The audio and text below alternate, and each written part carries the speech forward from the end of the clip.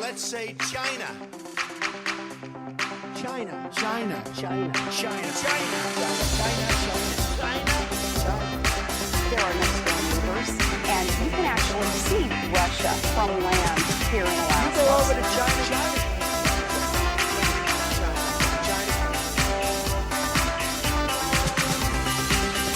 I did not have sexual relations with that woman.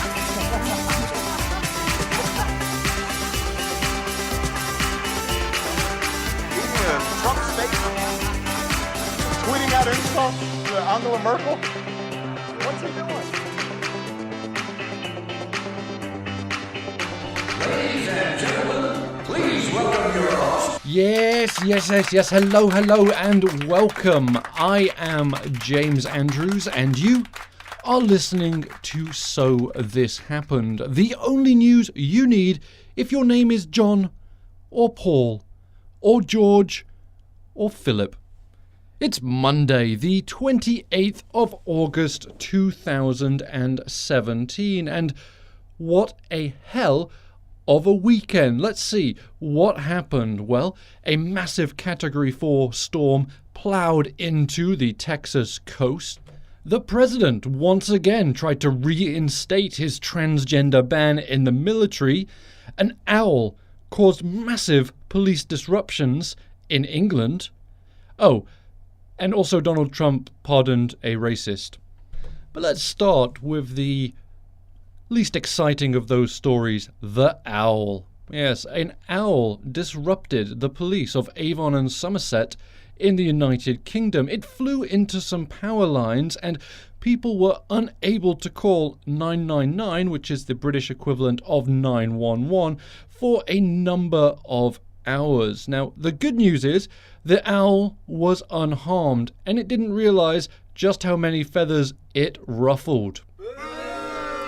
Yes, I know. I never said the jokes were good, did I?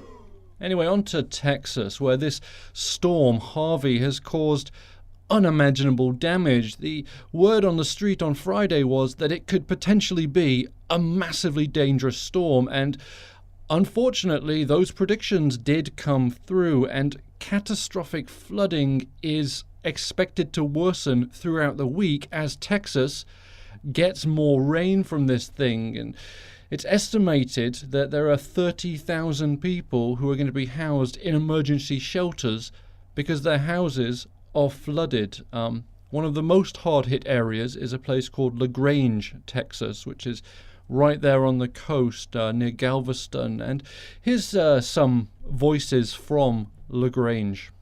It's hard to watch, friends with businesses down here and just knowing that it's affecting so many people. It's kind of scary.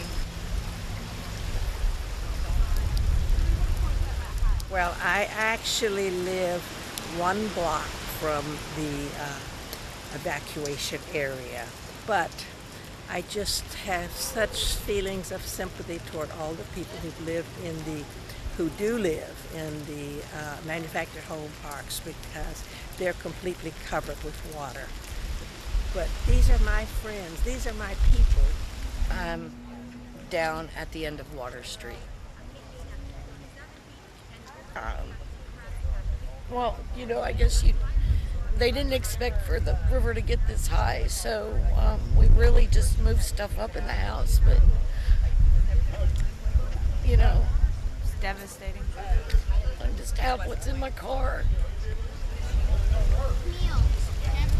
Water runs behind my house probably a quarter mile, and we've been told that we might be, maybe later on this afternoon be asked to evacuate. It's just the unknown. It's kind of spooky, That's the first house my wife and I have ever bought here in LaGrange, and there's a lot of. We just got done remodeling of all things, so it's kind of spooky that it might get ruined and have to start over. It's really sad to look at these photographs and these videos of these people who've literally just lost everything in this awful storm. And the greatest threat, as with hurricanes a lot, isn't the actual storm itself, but it's the residual rain that comes afterwards. It's what's happening right now in Houston. They've had 30 inches of rain since Friday night. That's staggering. 30 inches. I mean, that's almost up to my waist. Well, you don't know how tall I am, but I'm quite tall. And up to my waist, that's a lot of fucking water. And unfortunately, according to the National Weather Service, the worst is still to come. They're saying that on Wednesday and Thursday of this week is when the waters are going to be at their highest point. And that's because these little creeks and rivers are just getting so oversaturated with water. They're going to start bursting their banks, and then the water has nowhere else to go but into the streets and neighborhoods of the people that live there. There are thousands and thousands of homes without electricity in Texas right now. All the schools are closed, and Houston's airport is flooded completely, so no flights in or out of there. And we just send our thoughts to everyone out there in Texas. Luckily, so far, the death toll is very low on this, and hopefully it will remain that way. I've noticed already that some people are starting to play the blame game on this, saying, well, the governor, the mayor, blah, blah, blah. This is one of those things. You can't really assign blame to hurricanes. They happen. And from what I've seen, the authorities have done the best that they possibly could do in a really awful situation. Because hurricanes, you don't know what they're going to do.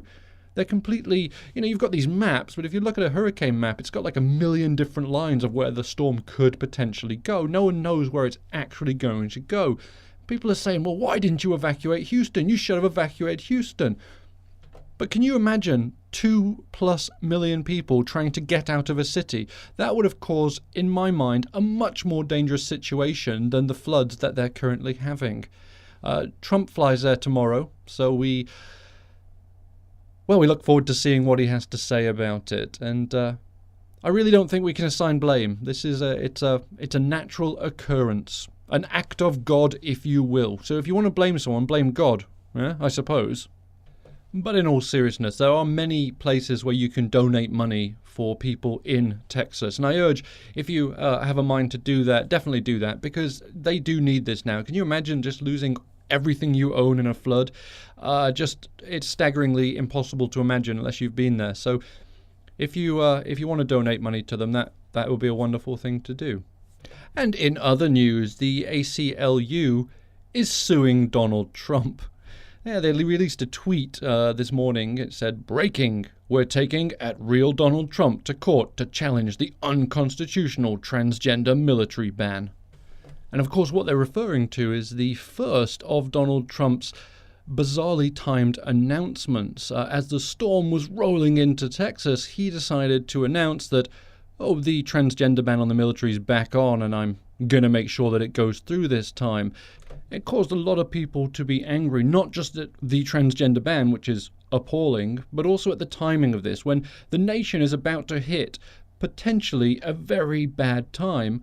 Donald Trump is making these policy changes and just sort of slipping them in there. So, I did that too. And, good luck in Texas, and you can't go in the military if you wear a dress and you're a boy. But good luck in Texas. It felt like that a little bit. Now, some people have suggested that he did this on purpose because he understands the media very well.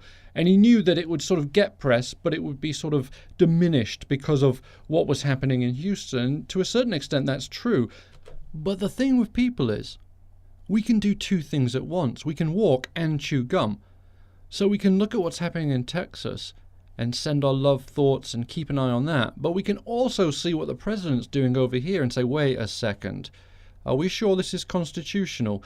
Now, the ACLU's lawsuit argues that the ban is discriminatory and violates the constitutional guarantees of equal protection. And that is what the lawsuit states. And I suspect they're probably right.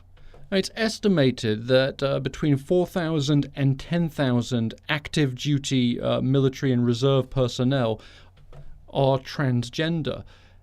So what this ban does now is it has these people who have put their lives on the line for the country, literally, to say, wait, you don't want me to fight and die for the country? Am I not Am I not good enough to do that? Is there something wrong with me that makes it so that I cannot choose to fight for my country? And that is where the discrimination part of this comes into play. These are people that have chosen to join the military and fight for something they believe in, and they are now being told by the president, yeah, but you're fucking weird, so we don't want you to fight for us, thank you very much, and wipe that fucking lipstick off your face, you look ridiculous. That's essentially what the president is saying. And so we'll see where this lawsuit goes, and we'll see where this transgender ban also goes, and hopefully there will be generals and other military personnel who will say, hang on, just a second.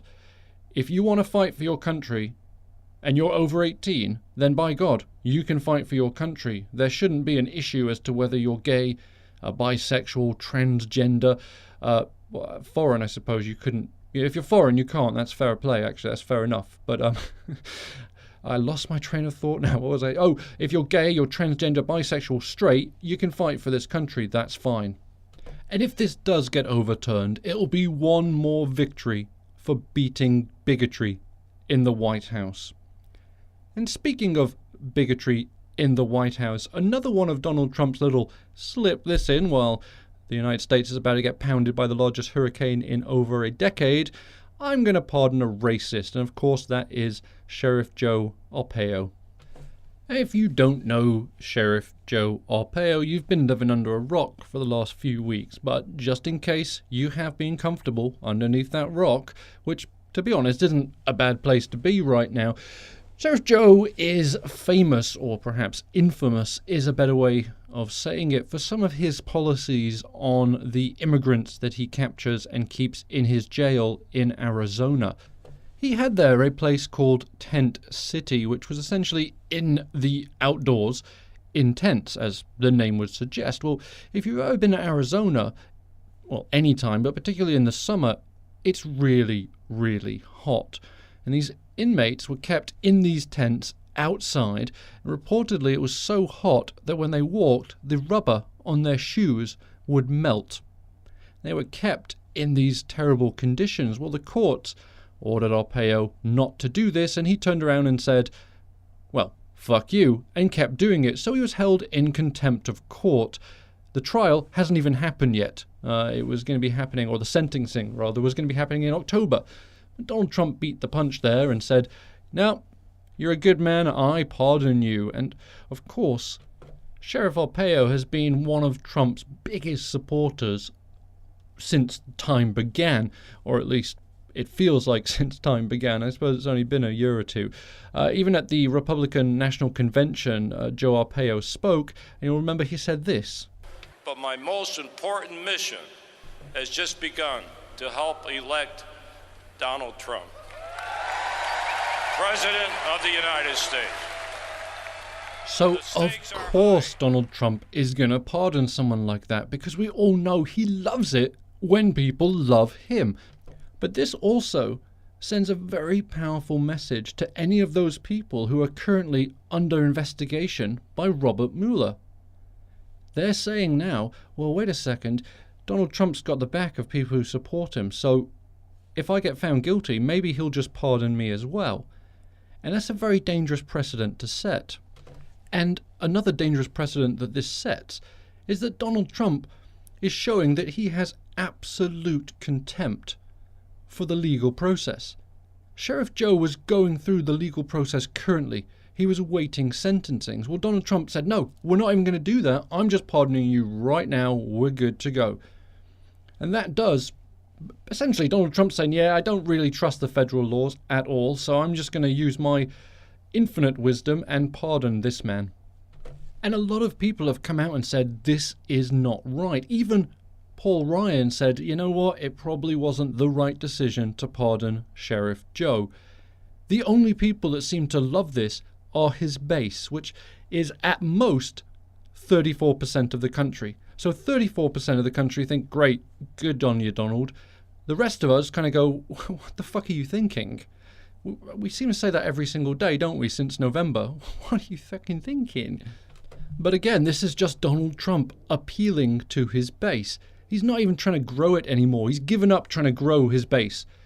That's just proof that it's not going to happen. So I'm just going to keep my base happy. My 34% of people that think I'm doing an okay job, I'm going to keep them happy. And it was such a crazy weekend, I forgot another piece of absolutely massive news, and that just goes to show how crazy this administration is. So many things are happening that something as important as what we're about to talk about now just slipped my mind entirely. The special advisor to President Trump, Sebastian Gorka, was fired on Friday. Right? I mean, normally, if you fire your special advisor, that would be fairly large news, sort of front page news, but in this White House it's just sort of, yeah, okay, well, there goes Gorka. And Sebastian Gorka is reportedly going back to Breitbart News with his pal Steve Bannon. He had some fairly unpleasant things to say about some of the staff at the White House after he was let go, and so we're going to watch, interestingly, what Gorka says in the coming days and weeks. But we are out of time for this Monday, so thanks for chatting. It was fun as always. And if you want to continue the conversation, we can do that on Twitter at SoThisHappened. And don't forget to subscribe and like the podcast on iTunes, Google Play, or wherever fine podcasts like this one are found. Anyway, have a great evening, and I will chat with you tomorrow. Ciao!